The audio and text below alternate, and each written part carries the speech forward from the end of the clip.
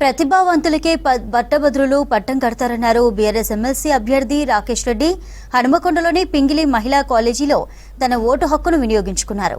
Congress BJP పార్టీలు ఏవి ఉన్నా గ్రాడ్యుయేటర్స్ మాత్రం తనని ఆదరిస్తారన్నారు రాకేష్ రెడ్డి. తప్పకుండా ఇది సమాజానికి ఒక స్ఫూర్తిని అందించే విధంగా, సమాజానికి ఒక దిక్సూచిగా ఈ తీర్పు ఉండబోతా ఉన్నది.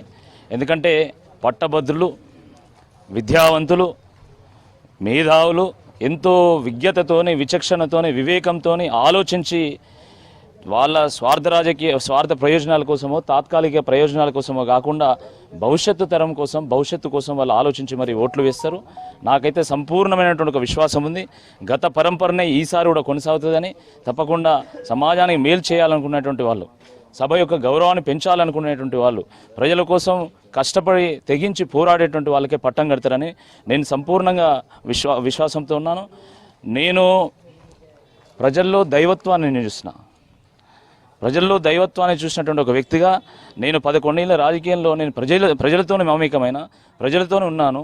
ప్రజలకు ఆపద వచ్చినప్పుడు నేను అండగా నిలిచిన, ప్రజలకు అవసరమైనప్పుడు నేను వాళ్ళ తలను నాలుకనైనా కాబట్టి తప్పకుండా వాళ్ళు నన్ను ఆశీర్వదిస్తారని చెప్పి నేను కంప్లీట్ విశ్వాసంతో ఉన్నాను. భారీ మెజారిటీతో నేను గెలవబోతున్నా.